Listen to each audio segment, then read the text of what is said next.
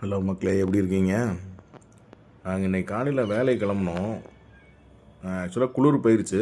நான் அதனால் சொட்டர் எல்லாம் எதுவுமே போடலை. ஒரு கொஞ்சம் தூரம் வந்தோடனே சடனாக ஃபாக் வந்துட்டு நாங்கள் எதிர்பார்க்கவே இல்லை. பார்த்திங்களா இங்கே உள்ள கிளைமேட்டை? அங்கே அவ்வளோ சன்லைட்டாக இருந்துச்சு. நாங்கள் வந்து ஒரு ஒரு கிலோமீட்டர் வந்திருப்போம். பார்த்திங்கன்னா ஃபாகு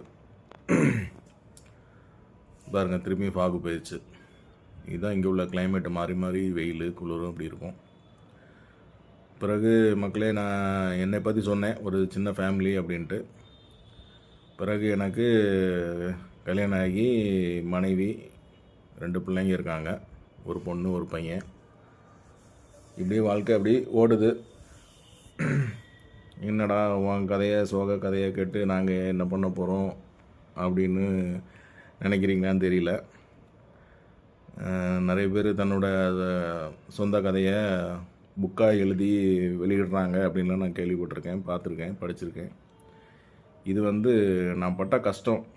ஏன் பஞ்சாபு வந்தேன், எதனால் வந்தேன், என்ன கஷ்டங்கள் நான் சந்தித்தேன் சொல்லுவோம். என்னோடய உண்மையான வாக்குமூலம் இது. ஓகே மக்களே, முடிந்தால் என் கூட பயணம் பண்ணுங்கள். பை.